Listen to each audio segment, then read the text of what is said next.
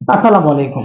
BPL নাটকের পর্ব number ২ নিয়ে আজকে চলে আসি। ২ দিন আগে পর্ব ১ আমি আপলোড করেছিলাম। আজকে কিন্তু পর্ব ২ নাম্বার নিয়ে চলে আসছি আপনাদের সামনে।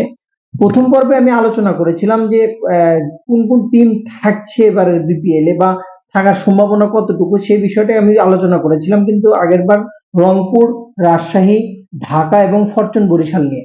আজকে নাটকের ২য় পর্বে আলোচনা করব হচ্ছে নোয়াখালী, সিলেট, চিটাগাং এবং খুলনাকে নিয়ে।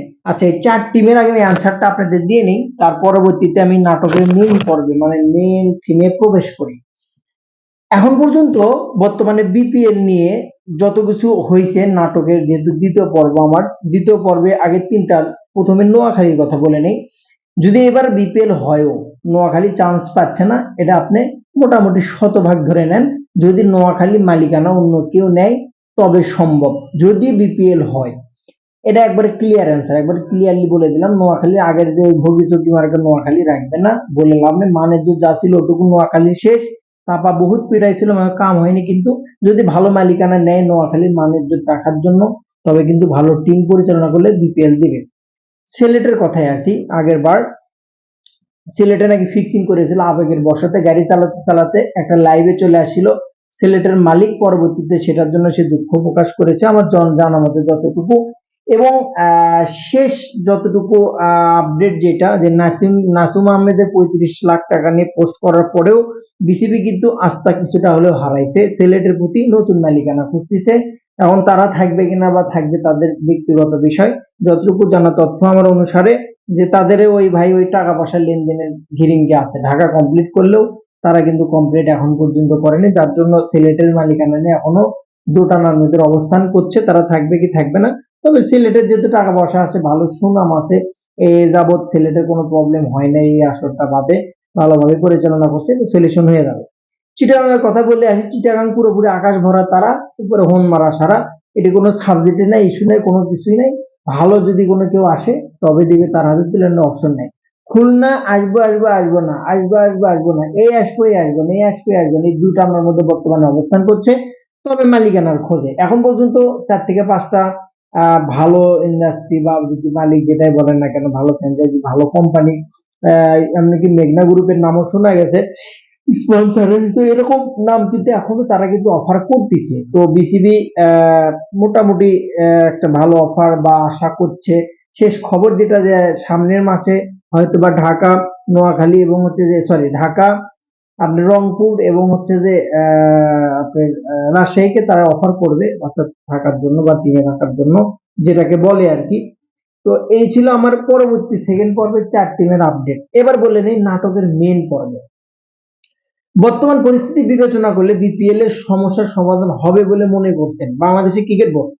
মানে এখন বর্তমানে যে সমস্যা, এখন যদি বিপিএল করে তাদের কাছে মনে হচ্ছে বিপিএল টা সমস্যার সমাধান হবে না। তাই আলোচনা হচ্ছে ১ বছরের জন্য বিপিএল বন্ধ রেখে পুরো টুর্নামেন্টের কাঠামো নতুন করে সাজানো যায় কিনা।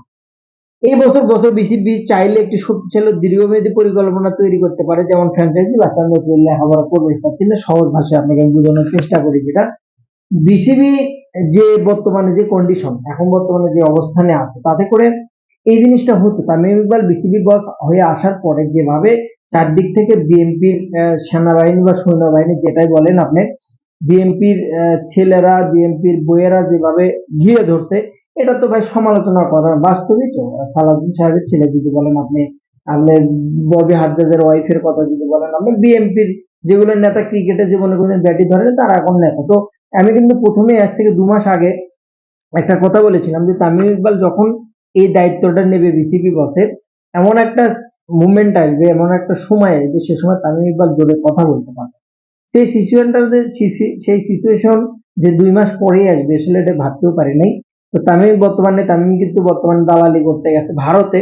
তো ভারতে যদি দালালি করে কোনো রকম চাটা টাটা দিয়ে যদি ভারতকে রাজি করাতে পারে, মানে ভারতকে লাগবেই বাংলাদেশের ক্ষেত্রে, হ্যাঁ, ভারত ছাড়া চলতেই পারছে না। তো ভারতকে রাজি যদি করায়, সেক্ষেত্রে বাংলাদেশের ক্রিকেটের যেহেতু সিরিজ আছে সামনে, সিরিজের জন্য রাজি করানোর চেষ্টা করছে। জানি না ভারতের সাথে না খেললে বা বিশ্বকাপ যেখানে খেলতে যায়নি, একটা সিরিজের জন্য এত হাতে পায়ে ধরে ভারত সফর দেয়, কত গভীরে না যায় আমি। বিষয় হচ্ছে যে বিপিএল তারা করতে চাচ্ছে না। তামিম ইকবাল চাচ্ছিল যে এই বছরটা না করার জন্য, বাট আমি যে প্রশ্নটা চাচ্ছি যে তামিম ইকবালকে ফাভর দেওয়া হচ্ছে।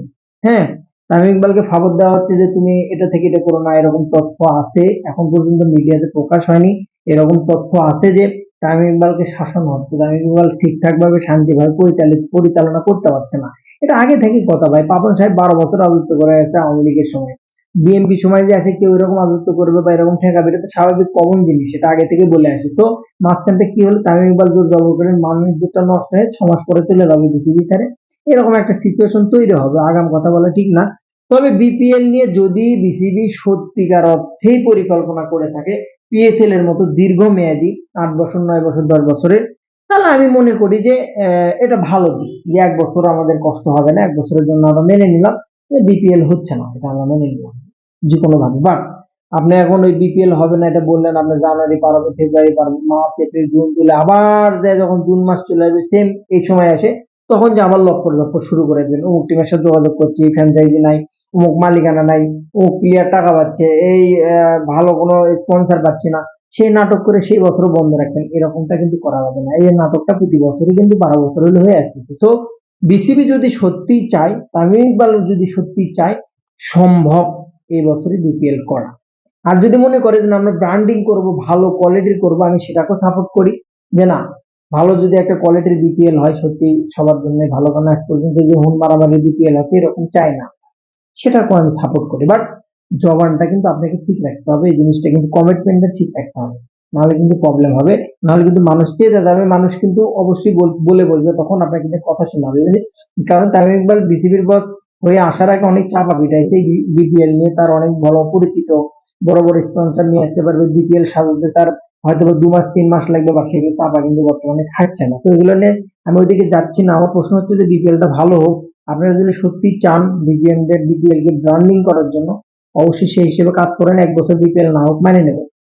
বিসিবির শেষ তথ্য অনুসারে যতটুকু বোঝা যাচ্ছে যে ফ্র্যাঞ্চাইজি এবছর না করার সম্ভাবনাই এখনো মোটামুটি 80% অটল তারা। মাঝে মাঝে যেগুলো টিম নিয়ে আলোচনা করে সেগুলো আপনাদের তথ্য দেওয়ার চেষ্টা করি, জাস্ট তথ্যটা আপনাদের দেওয়ার ছিল। ভিডিওটি ভালো লাগলে অবশ্যই একটু ফেসবুকে ওই একটু নক দিয়ে গুতা দিয়ে সাবস্ক্রাইব করে দিন। আর ফেসবুকে মধ্যে দিলে, যারা ফেসবুকে পছন্দ করেন একটু শেয়ার টেয়ার মেরে নেই, কষ্ট বৃষ্টি করে বানাই তো শখের বসে। যাই হোক, ভালো থাকেন, অবশ্যই আপডেট আসলে আপনাদের জানানোর চেষ্টা করবো। আর আপনারা ওই কমেন্ট বক্সে কমেন্ট করে দিয়েন আমার ওই কি কি ভিডিও বানালে ভালো হবে বা কোন বিষয় নিয়ে বানানো উচিত, আমার না আইডিয়া হবে। ভালো থাকেন।